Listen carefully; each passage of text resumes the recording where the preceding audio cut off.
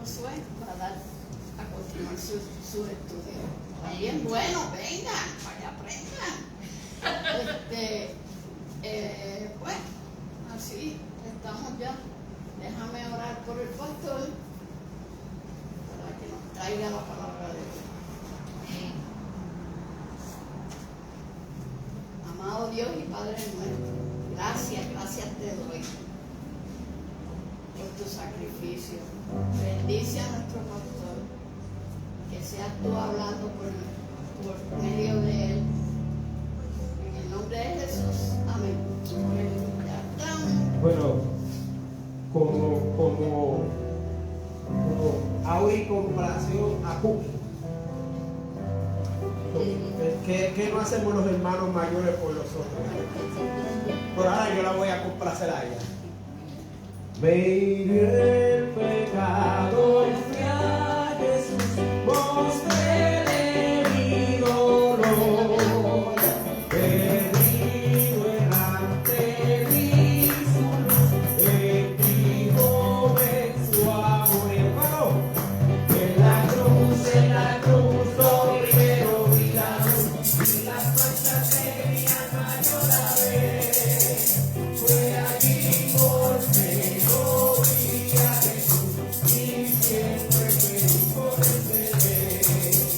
Sobre una cruz mi buen Señor, su sangre derramó. Por este pobre pecador, aquel allí salvó. En la cruz, lo primero vi la luz, y las manchas de mi alma yo la ve. Fue allí por fe, lo vi a Jesús, y siempre feliz con ese ver. Venció la muerte con poder, y al cielo se exaltó. Confiar en él es mi placer, morirnos de dolor. En la cruz, lo primero vi la luz, y las manchas de mi alma yo la ve. Fue allí por fe, lo vi a Jesús, y siempre feliz con ese ver. Aunque él se fue, solo no estoy, mando al Consolador. Y digo Espíritu me doy, me da perfecto amor. Y todo el mundo. En la cruz, lo primero vi la luz, y las manchas de mi alma yo la ve. Fue allí por fe, lo vi a Jesús, y siempre feliz por ese ver. En la cruz, lo primero vi la luz, y las manchas de mi alma yo la ve. Fue allí por fe, lo vi a Jesús, y siempre feliz por ese ver. En la cruz, lo primero vi la luz, y las manchas de mi alma yo la ve. Fue allí por fe, lo vi a Jesús, y siempre feliz por ese ver. Suavecito, suavecito. En la cruz, lo primero vi la luz, y las manchas de mi alma yo la ve. Fue allí por fe, lo vi a Jesús, y siempre feliz por ese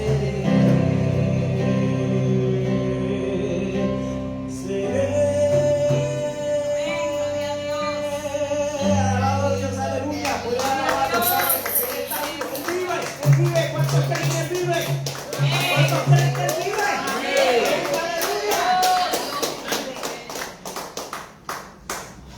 Gloria a Dios. Vive Jesús. Aleluya. Dilo de nuevo, hermano. Gloria a Dios. Vive Jesús. Vive Jesús. De Jesús. Mire, hermano, estamos felices. Estamos contentos. Amén. ¿Verdad que sí? Mire, hoy se celebra el día más importante de la historia de la humanidad. Amén. Gloria a Dios. Mire, la doctrina básica de la iglesia de Jesucristo, que es el cuerpo de Jesucristo, es la resurrección de Cristo. Nosotros creemos en la resurrección de Cristo. Creemos también en la resurrección del cuerpo. Porque Cristo nos mostró que descendió hasta la muerte y el tercer día resucitó para que usted y yo pudiésemos ser salvos. Dele gloria a Dios por eso. Un saludo a los que se conectan a través del Facebook Live. Esta es la Iglesia Bautista de Rolling Hills. Entiendo que sí. Mira a ver si está conectado. Yo creo que sí. Sí. Mire, ha sido una semana gloriosa. Nos hemos gozado. Y lo que falta. Y lo que falta.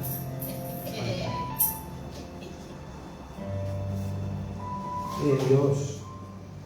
De verdad que Dios nos bendiga. No hay otra palabra. Me quedo corto de palabras. Exacto. Para poder describir la misericordia de Dios. Y cuán agradecido yo estoy del amor de Cristo. Vamos a ponernos de pie, vamos a buscar en Lucas 24. Agradezco a Cookie y a Auri porque leyeron parte de lo que iba a leer yo, así que esa parte no la tengo que leer, voy a la próxima.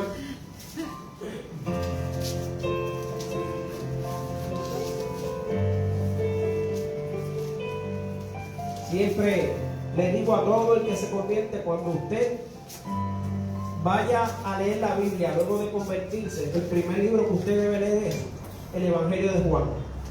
Y léaselo bien 2 o 3 veces. Antes de usted ir a cualquier otro libro, usted se aprende a Juan, porque en Juan está la teología cristiana.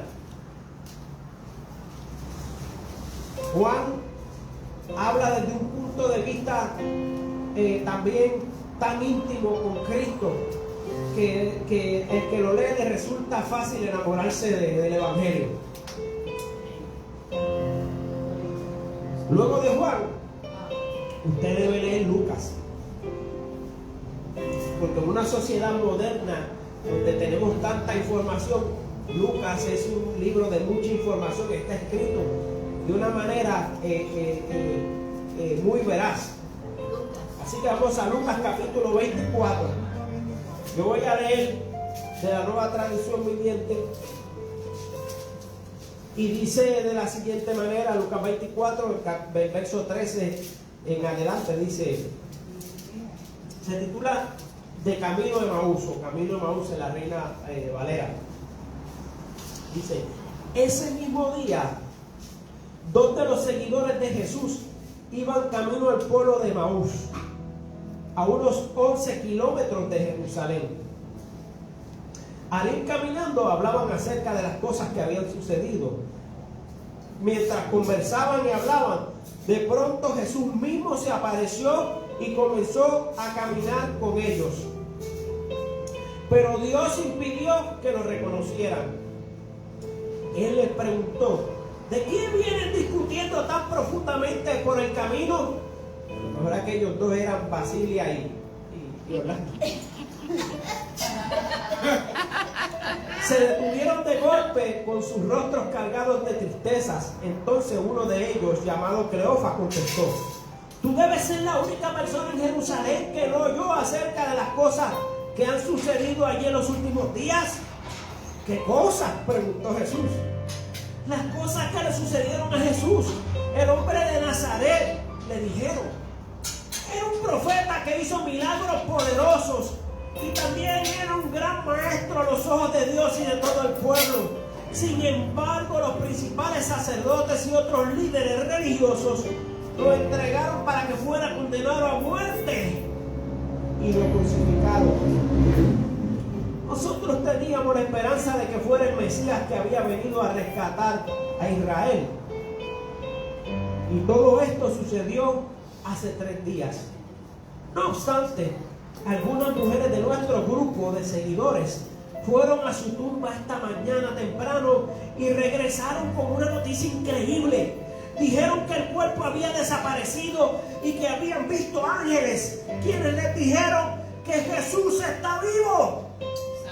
Algunos de nuestros hombres corrieron para averiguarlo y efectivamente el cuerpo no estaba, tal como las mujeres lo habían dicho. Entonces Jesús les dijo: qué necios son. ¿Les cuesta tanto creer todo lo que los profetas escribieron en las Escrituras? ¿Acaso no profetizaron claramente que el Mesías tendría que sufrir todas esas cosas antes de entrar a su gloria?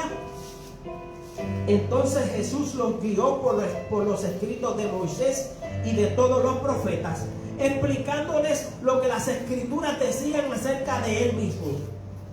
Para entonces ya estaban cerca de Emaús y del final del viaje. Jesús hizo como que iba a seguir adelante, pero ellos lo suplicaron: quédate con nosotros esta noche, que se está haciendo tarde. Entonces los acompañó a la casa y al sentarse a comer, tomó el pan y lo bendijo. Luego lo partió y se lo dio a ellos. De pronto se le abrieron los ojos y lo reconocieron, y en ese instante Jesús desapareció. Entonces se dijeron el uno al otro: no ardía nuestro corazón cuando nos hablaba en el camino y nos explicaba las Escrituras. En menos de una hora estaban de regreso a Jerusalén. Allí encontraron a los 11 discípulos y a los otros que se habían reunido con ellos, quienes decían: el Señor ha resucitado de verdad. Se le apareció a Pedro. Que el Señor añada bendición a su santa y divina palabra. Qué maravilloso ese pasaje de la Biblia, ¿verdad? Qué bello. Mire, para hacer un poco de historia, en lo que me recupero la voz. Luego del devocional. Esto sucede el mismo día que Jesús resucitó.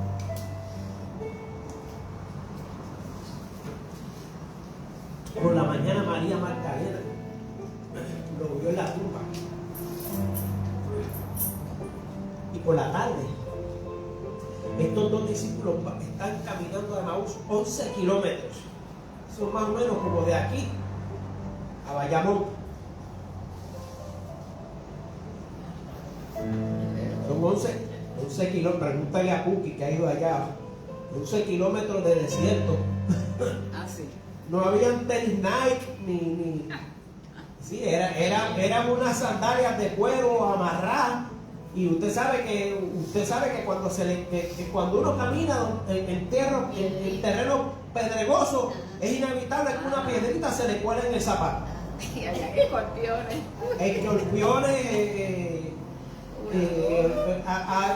Hay serpientes que esta es la hora de la tarde cuando las serpientes salen. El camino entre Jerusalén y Emaús era un camino peligroso. Y estos dos discípulos iban de camino a Emaús, probablemente vivían allí, esa era su casa, porque no había ninguna otra razón, porque la Biblia no lo dice categóricamente. Entendemos que si iban a esa ciudad era porque ese era su habitáculo, el área donde ellos habitaban. Entonces en el camino se encuentran con un caminante y empiezan a hablar. Y estaban discutiendo acerca de las cosas, y por eso dije que me parece que a lo mejor eso eran Orlando y Basilia. Porque, mire, usted tiene que entender que nuestro espíritu bautista se encuentra en la discusión pública de la Biblia. A veces no vamos a coincidir en las opiniones, pero lo importante es que se discuta, porque aprendemos unos de los otros. Y eso era lo que hacían estos dos discípulos que iban caminando. Mientras iban caminando, iban hablando de las cosas de Jesús, iban hablando acerca de la palabra. Y quiero que usted tenga eso bien en mente. Eran dos que iban hablando de las cosas que habían acontecido, de la palabra de Jesús, del profeta, de los milagros. Hoy, mis amados hermanos y hermanas, celebramos el domingo de resurrección en todas las iglesias de las denominaciones seguidoras de Cristo Jesús. Esta celebración, la más importante para nosotros, no es un capricho de la iglesia visible de Cristo. Es la resurrección lo que, como cuerpo de Cristo, testificamos al mundo. Y lo hacemos en eco con las Escrituras. Ahorita leímos Juan capítulo 20, hermoso, sabroso. Ese fue el desayuno. Ahora estamos en el almuerzo. Esas Escrituras lo habían profetizado. Escuche bien el comentario que yo hago aquí para guiármela, que es un sermón de domingo, con precisión quirúrgica. Es que cuando estoy predicando de Lucas se me pega lo de médico, ¿verdad? Precisión quirúrgica. La llegada del Mesías, su muerte y su resurrección. En la actualidad, en nuestros tiempos, el mensaje de Cristo sigue siendo necesario y central en la vida de la iglesia. Es la resurrección la doctrina más importante del cuerpo de Cristo y debemos predicarla con consistencia, porque la vida de millones de almas que se encuentran sin esperanza depende de ellos. Hoy más que nunca debemos entender lo que entendieron aquellos discípulos que caminaban rumbo al poblado de Maús, según la narración que nos ofrece el Evangelio de Lucas. Aquellos discípulos le dijeron a Jesús: quédate con nosotros porque se hace tarde. Yo tengo que decirles a ustedes, iglesia, hoy que se hace tarde. Hay gente allá afuera para los que se le hace tarde. Hay gente en la franja de Gaza que se le hace tarde. Hay gente en Israel que se les hace tarde. Hay gente en Haití que se le hace tarde. Hay gente en Rolling Hills que se le hace tarde.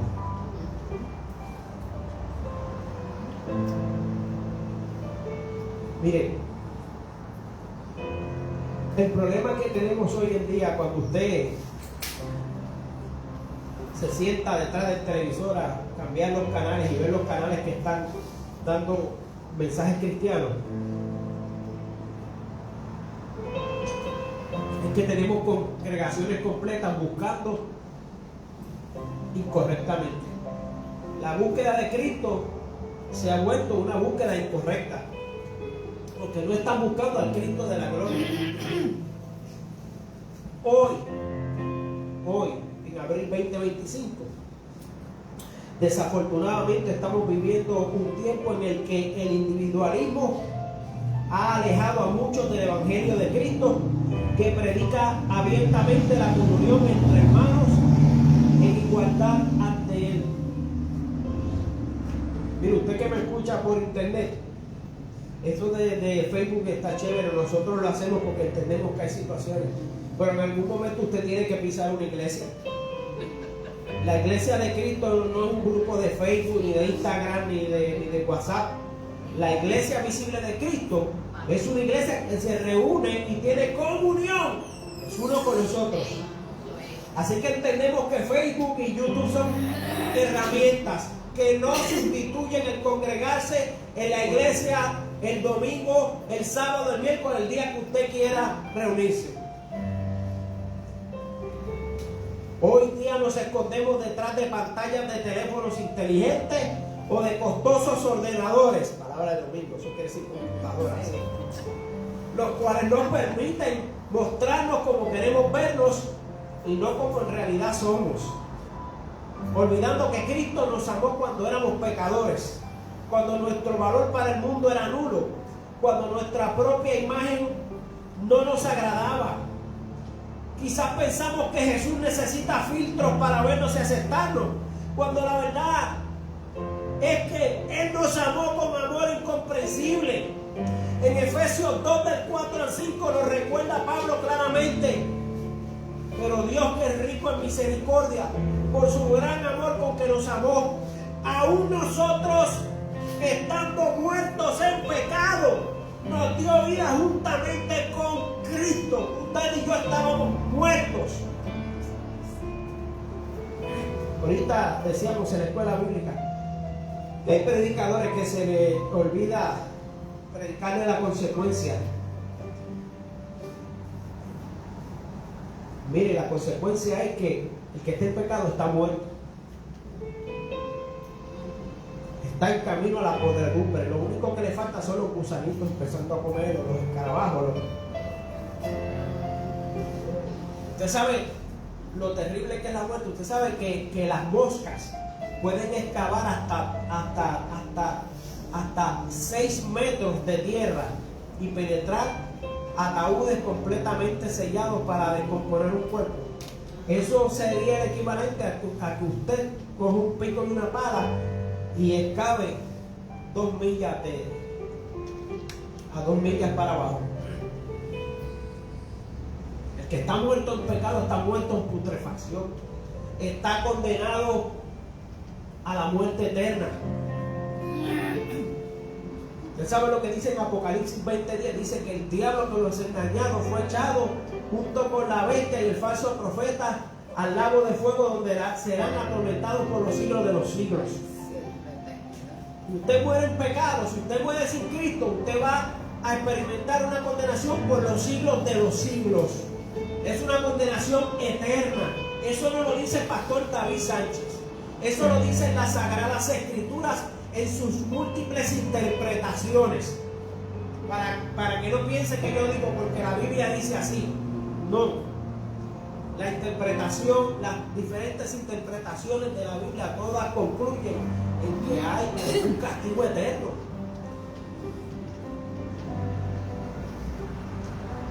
Se nos hace tarde. Hay que decirle a Cristo, quédate con nosotros porque se hace tarde. Necesitamos estar en comunión con Cristo para que la gente que muere en el pecado pueda ver la luz de Cristo a través de su iglesia y venir y congregarse y venir y recibir del pan de la vida eterna que nos dio Cristo cuando resucitó en el Calvario. Cuán amoroso es Cristo. Mire,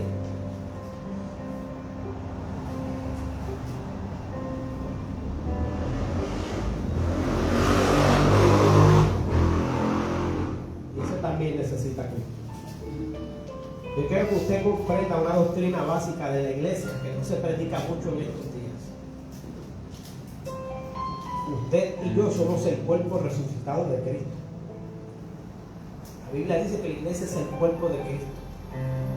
Si usted está ahí sentado y tiene vida, es porque Cristo resucitó. Así de impactante y de grande y de importante es la resurrección de Cristo. Si Cristo no hubiera resucitado, no hubiera cuerpo de Cristo caminando en la tierra. Las manos de Cristo, que somos nosotros, los pies de Cristo, que somos nosotros. Nosotros somos la boca de Cristo para hablar de Él. Nosotros somos la boca de Cristo para darle un beso al que necesita amor. Eso es lo que significa esta imagen de que la iglesia es el cuerpo de Cristo. El cuerpo de Cristo, cuando la Biblia habla del cuerpo de Cristo, habla de un cuerpo en todas sus funciones. La función de... Te quedó sin batería. No aguanto el poder del mensaje de hoy. Mire, usted es parte del cuerpo de Cristo. Yo no me voy a adelantar a los próximos puntos.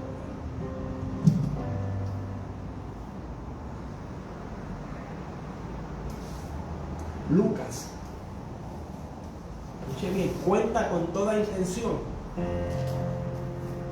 que 2 de los discípulos caminaban hacia el poblado de Maús y mientras lo hacían sostenían una conversación acerca de lo que había sucedido en Jerusalén. Habían pasado 3 días desde la muerte del Mesías y aunque probablemente regresaban a su morada para proseguir con su rutina diaria, aquellos discípulos tropezaron con un principio que usted y yo debemos tener muy presente en nuestra vida.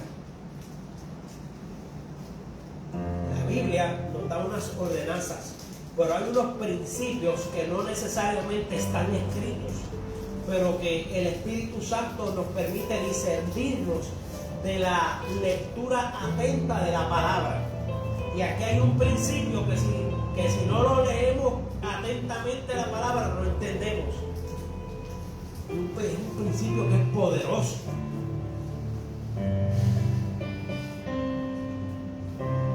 Este principio lo vemos puesto en blanco y negro en el Evangelio de Mateo 18:20, donde dice: porque donde están 2 o 3 reunidos en mi nombre, allí estoy yo en medio de ellos. En medio del desierto, el sol quemándoles la cara. Quizás soplaba una brisa caliente o una brisa fría, porque ¿verdad? Yo no he estado allí, pero hago mis investigaciones. Los que han ido a Israel dicen que por el día el viento es caliente, pero después de la tarde el viento es congelante. No sabemos la temperatura del viento, pero podemos estar seguros que el viento les daba mientras iban caminando a Emaús. Y allí se pusieron a hablar de las cosas del Señor. ¿Y qué sucede? Como dice Mateo, que donde hay 2 o 3 reunidos en mi nombre, allí estoy yo en medio de ellos. Por eso es que los lunes aquí, cuando a veces vienen 2 o 3 personas solamente, Cristo está en esta iglesia. Amén. Gloria a Jesús. Por eso a veces cuando Buki tiene que dar la clase para 2 o 3 personas nada más, como quiera Cristo está aquí. Porque lo que hacen falta, Buki, son solamente 2 personas. 2 personas. 2 personas que se atrevan a hablar de Cristo. Y usted sabe qué pasa. Que con Cristo son 3. ¿Cuántos dicen amén? Amén. Gloria a Dios.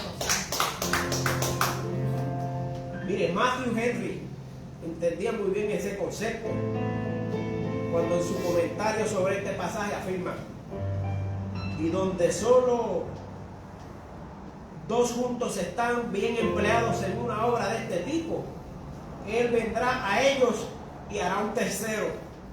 Aquellos que buscan a Cristo lo encontrarán.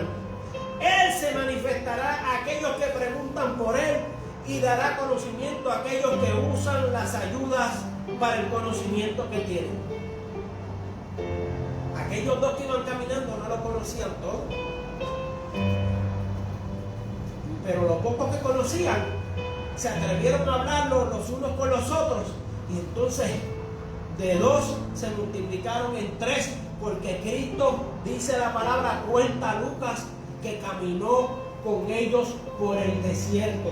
Mira, yo no sé el desierto por el que tú estás pasando, pero yo tengo que decirte que Cristo va caminando contigo. Amén. Jesús. Bien. ¿Se dieron cuenta de lo bello de este principio? Es poderoso, es impactante. Abre ojos. Mire, cuando 2 personas comienzan a hablar de Cristo, Él se une a la conversación y entonces son 3. Cuando leo este relato del camino de Emaús, mi corazón se desborda de emoción, porque la luz del Espíritu Santo me revela que la iglesia va mucho más allá que el umbral de la puerta de madera de nuestro templo. El cuerpo de Cristo trasciende las paredes de los templos, las casas de adoración, las sinagogas, las capillas o las abadías, y se manifiesta poderoso donde 2 personas mencionan el nombre de Cristo.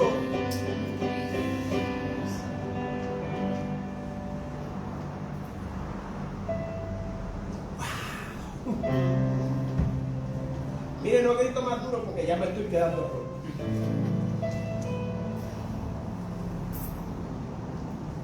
Cosa bella, qué cosa hermosa. Donde 2 personas mencionan el nombre de Cristo, allí se manifiesta el poder de Dios. Y entonces sucede lo que dice el Corinto: donde mora el Espíritu de Dios, hay libertad. ¿Cuánto dice amén? Amén. Mire, la iglesia es mucho más que un nombre. Usted y yo somos la iglesia en cualquier parte del día o de la noche. En cualquier parte del orbe terráqueo, del globo terráqueo, en cualquier valle, en cualquier montaña, en lo profundo del mar o en el infinito cosmos. La iglesia de Cristo, portadora de toda la cuantía del poder que creó el universo, se hace presente para salvar a todo aquel que llame al Mesías. Y allí acude Él con todo su poder y toda su gracia. Gloria a Dios, aleluya. Quédate con nosotros que se hace tarde. A veces eso en su mente. Quédate con nosotros porque se hace tarde. Narra Lucas que mientras caminaban aquel transeúnte les hablaba con autoridad y les explicaba cómo todas las profecías del Antiguo Testamento y cumplido pacto habían culminado en Jesús, el Mesías. Las palabras del caminante tenían autoridad y poder transformador. Note usted que autoridad y poder no son la misma cosa. La autoridad es delegada. Es la capacidad de hacer algo por medio de esfuerzos y recursos fiduciados. O sea, fiduciado es cuando usted le encargan algo, que haga algo con una propiedad que no es suya.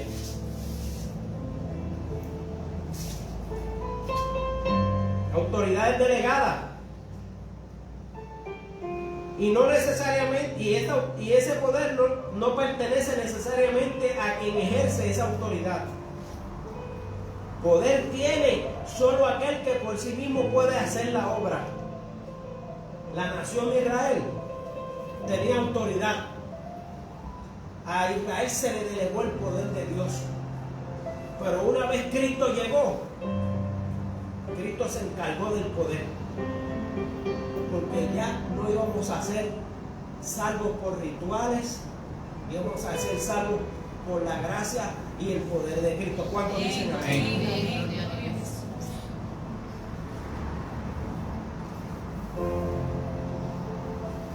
Israel tenía esa autoridad que era delegada por Dios, pero Cristo era el único poseedor del poder, y ese poder solo se manifiesta, escuche bien, a través del cuerpo de Cristo, que no es otra cosa que la iglesia, de la cual usted y yo somos extremidades y órganos vitales investidos con el poder de Cristo para derribar fortalezas físicas o espirituales cuando proclamamos el evangelio de Cristo, un evangelio que levanta al caído, que sana al enfermo y que tiene la facultad de regenerar al pecador, transformándolo en un sacerdote poderoso para el reino de Dios. Amén, amén, amén. Los que nos escuchan el mensaje por Facebook, esto es una iglesia pequeña,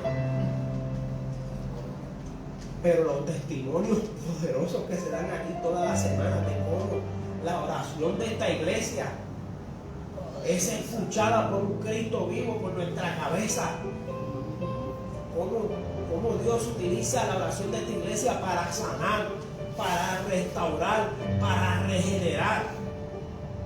Hay iglesias con cuantiosos feligreses que no tienen estos testimonios.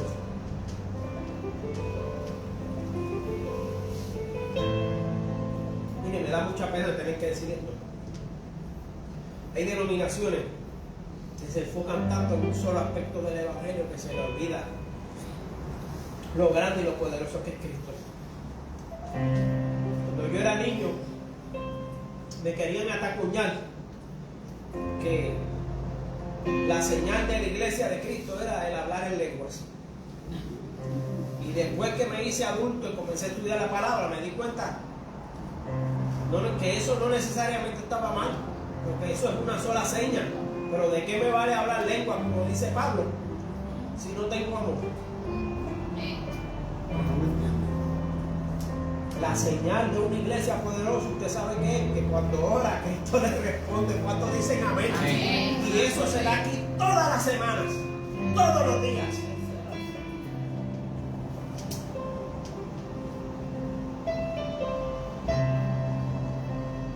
¿Cómo se logra acceso a esa transformación? Me gusta mucho el comentario del doctor Vernon McGee. Dice: el Cristo resucitado y glorificado desea tener comunión con aquellos que son de Él. Solo tiene comunión con los que creen en Él. Antes de desaparecer, el Señor cenó con ellos y habló con ellos.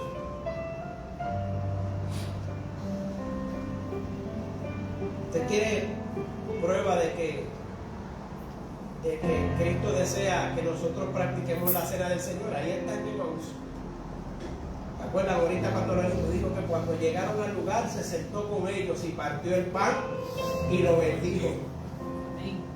Ellos no lo sabían, porque aquellos dos discípulos no eran de los 12 que tuvieron en la primera Santa Cena. Aquello fue una Santa Cena íntima entre Dios y sus 12 discípulos. Pero aquí hay una Santa Cena entre Dios y la iglesia visible y entre su cuerpo, porque ya Él había resucitado. O sea que ya la iglesia de Cristo estaba en función. Dice que cuando partió el pan y lo bendijo, se le abrieron los ojos y se dieron cuenta: pero si este es Jesucristo, veníamos caminando con Él desde Jerusalén y veníamos hablando de la palabra con Él, y nos cogió la palabra y nos la citó y nos enseñaba la palabra, y nuestro corazón ardía en fuego por lo que nos hablaba, y no nos habíamos dado cuenta que era Cristo. Pero ahora lo sabemos, que este que nos ha hablado por el camino de Emaús es el Cristo de la gloria que resucitó. Cuando dicen amén.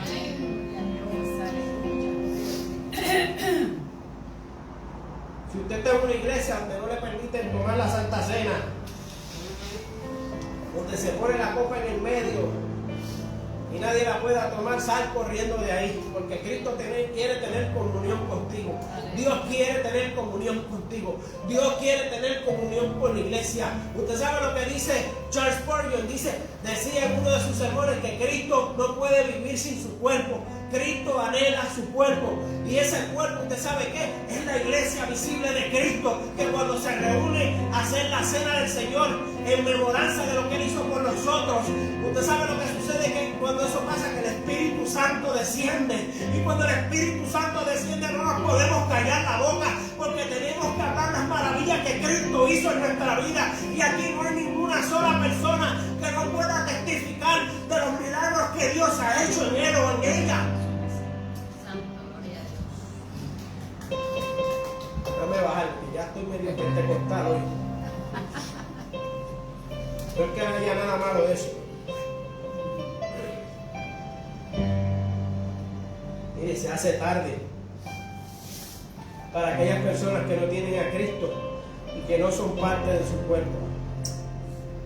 Si no tienes a Cristo en tu vida, hoy es el momento perfecto para decirle, como le dijeron aquellos caminantes en el camino de Emaús: quédate con nosotros.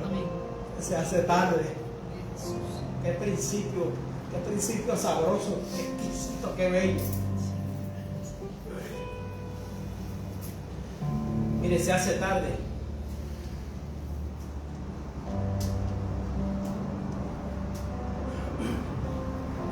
Se hace tarde para quien no tiene a Cristo.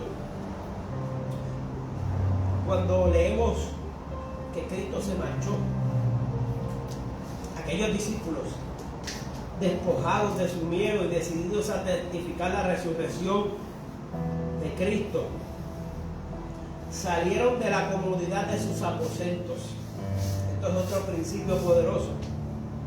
Salieron de la comodidad de sus aposentos y, enfrentando una noche oscura y los peligros del desierto de Judá, regresaron a Jerusalén para dar testimonio a aquellos que todavía en incredulidad y aún después de haber caminado en vida con el Maestro, carecían del conocimiento de que Jesús ya no estaba entre los muertos. Él había resucitado y ellos no se podían callar. ¿Me acuerdo ahorita cuando leímos en Juan? Que decía que los 11 estaban metidos en un aposento con las puertas cerradas porque le tenían miedo a los judíos.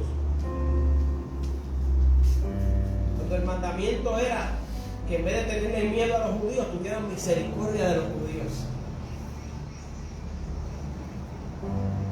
Por eso es que a mí me hierve la sangre cuando veo un disque ministro cristiano predicando un sermón de odio hacia los judíos.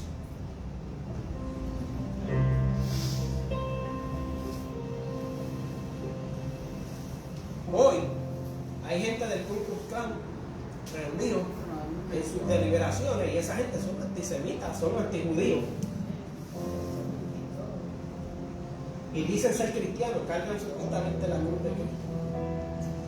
Usted no puede ser cristiano y odiar a los judíos. Así es sencillo.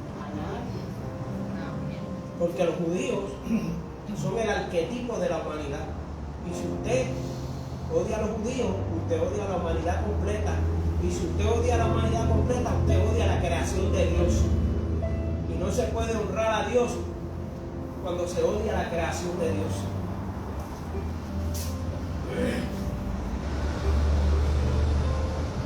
Hoy, ustedes y yo tenemos por encomienda hacer lo que aquellos dos discípulos hicieron con valentía. Atrevernos a dejar la comunidad del aposento y salir a dar testimonio de que Cristo ha resucitado. Es nuestra misión, es nuestra función y la verdadera muestra de nuestro carácter como cuerpo de Cristo, salir a proclamar que Él vive y que la diestra del Padre, y que ha ido a la diestra del Padre a preparar morada para su iglesia. Hoy, al igual que el día de la resurrección, Cristo nos manda que salgamos a rescatar a alguien que se pierde en la oscuridad de la noche.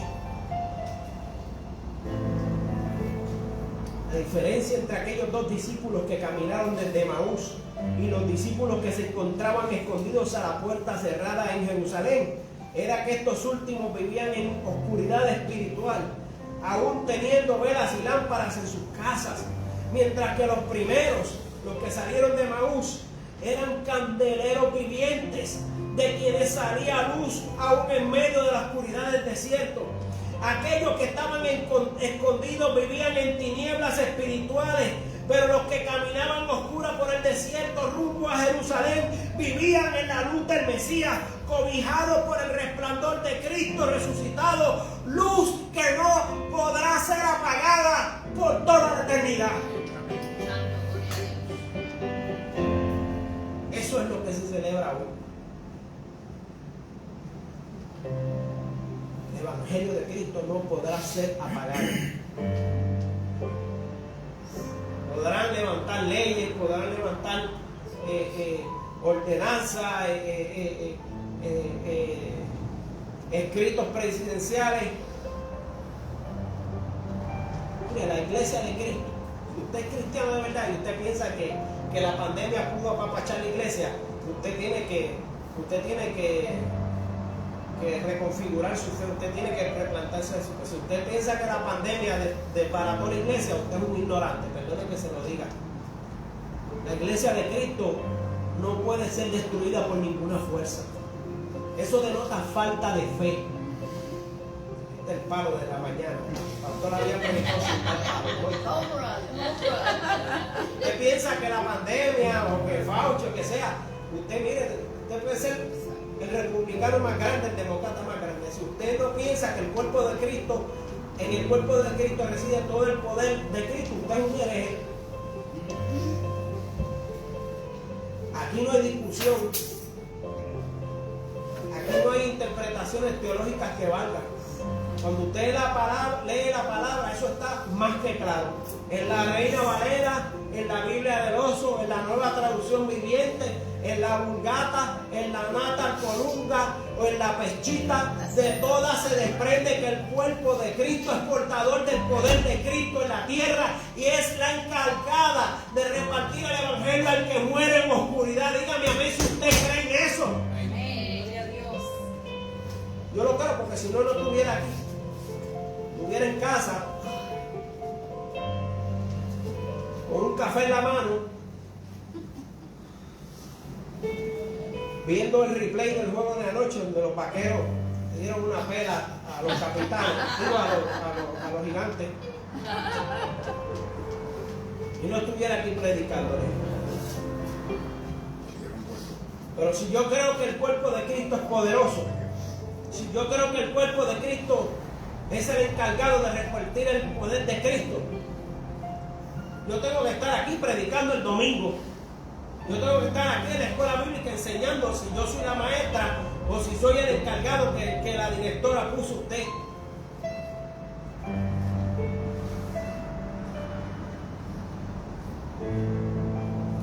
Porque tenemos que entender que cuando nos creemos poco, ahí es que Cristo se hace grande. No menosprecie lo poco que usted puede traer aquí a la iglesia. Usted no sabe si de lo poco que usted tiene, usted va a ser como, ¿se acuerda? El niño de los panes y los peces. Que de lo poco que tenía el niño de los panes y los peces, Cristo alimentó la multitud. Usted no sabe si lo que usted tiene que traer aquí es suficiente. No le ponga límites al poder de Cristo. Crea en la iglesia, crea en el poder restaurador de Cristo. Que eso es lo que estamos celebrando hoy domingo, que hay un Cristo poderoso que nos invistió con su poder y que nos mandó, más que investirnos de su poder, nos mandó a que saliéramos de las paredes del templo y le dijéramos al mundo y proclamáramos a viva voz que Cristo ha resucitado. ¿Cuántos dicen amén? Gloria a Dios. Aunemos esfuerzos, amados y amadas, y atrevámonos a salir de nuestro templo lleno de lumbreras. Aquí no hay velas apagadas. En otra iglesia a lo mejor aquí no. Y todos son lumbreras. Hasta el que quizás usted no ve nada más que los domingos, son una lumbrera. Usted no conoce la situación de esa persona. No le ponga límites al poder de Cristo.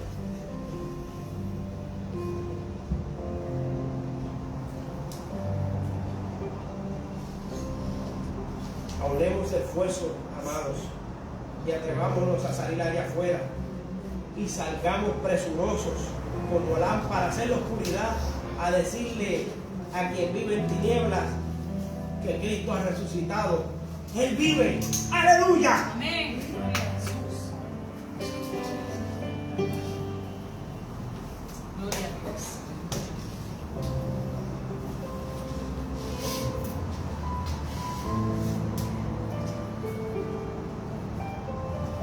Mire, Dios puede utilizar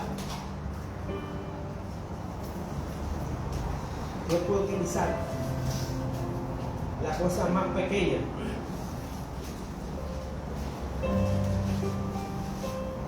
que usted piense que no sirve para nada. Hay una película y un libro que se llama The Case for the Christ. Si no la ha visto, se la recomiendo. Es la historia verídica de un periodista y científico muy reconocido, que fue el que sacó a la luz el escándalo de Ford, que hacía carros inseguros y prefería que la gente muriera en explosiones y en accidentes, porque las demandas que le iban a llegar tenían que pagar menos en las demandas que llamar todos los carros para atrás y arreglarlos. Y luego este señor tuvo una experiencia donde en un restaurante su hijo se empezó a ahogar con un pedazo de carne, y se levantó una señora y le dio asistencia y logró salvar al hijo, y él le dio las gracias, y ella le dijo a aquel señor que era ateo, le dijo: no me dé las gracias a mí, déle las gracias a Cristo, que yo iba para otro lugar y sentí del Espíritu Santo para irme a comer aquí. Santo. Entonces, mire cómo es el espíritu del mundo. A él le estuvo tan y tan malo eso, que se decidió hacer un reportaje para desprobar la existencia de Cristo y la existencia de Dios. Y entonces él se molestó porque su esposa empezó a ir a la iglesia con la señora aquella, y eso a él le daba un coraje, y él empezó a buscar entre teólogos y científicos para desprobar a Cristo. Y el punto culminante más impactante de la película es que él llega a una universidad reconocida de Estados Unidos, creo que fue Harvard, donde la directora del departamento de ciencias, que era una mujer atea muy fuerte, muy reconocida, y ella le dijo, ¿tú sabes qué?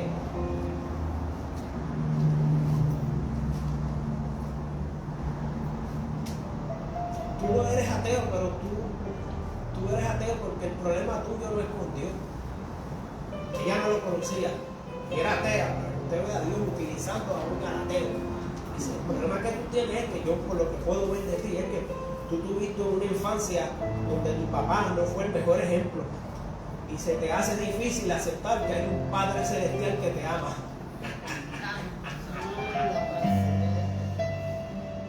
El problema tuyo no es con Dios, el problema tuyo es con tu padre. Arregla las cosas con tu papá y entonces tú vas a ver si de verdad eres ateo o no eres ateo. Entonces él le tomó el consejo no porque creía en Dios, sino porque decidió arreglar las cosas con su padre. Y el que no enseña, él no narra todo el proceso, pero narra que cuando él se abrió a su papá también se abrió a él, y fue un ejercicio de sanación para ambas personas. Y luego de eso, él es uno de los defensores más aférrimos del Evangelio de Cristo que haya dado Estados Unidos en el siglo XX. Como usted sabe que él se atrevió a traer lo más abominable para alguna gente. Él le trajo a Cristo su ateísmo. Él se atrevió en algún momento de su vida a decirle, quédate aquí. No te conozco, maestro, pero quédate aquí porque se hace tarde. Él no iba a ninguna iglesia, pero en su casa habían dos hablando de las cosas de Cristo, aunque él estaba hablando mal de Cristo. Habían dos hablando de las cosas de Cristo, él y su mujer. Y como decía Matthew Henry, donde hay dos hablando de Cristo, él se pone en medio de ellos y entonces son tres. No salgas allá afuera, acuérdate que a la persona que tú le hables de Dios, que hable mal de Dios, entre tú y él soy dos, y con Cristo se hacen tres. Y entonces, hagamos como decían los que iban camino a Maús. Quédate porque se hace tarde. Sí. Señor, añada bendición a esta palabra. Vamos a ponernos de pie, porque creo que ha sido un servicio maravilloso. El Señor ha hablado. Amén.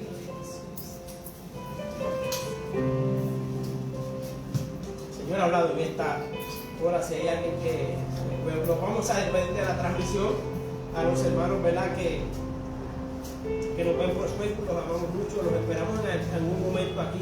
Gracias.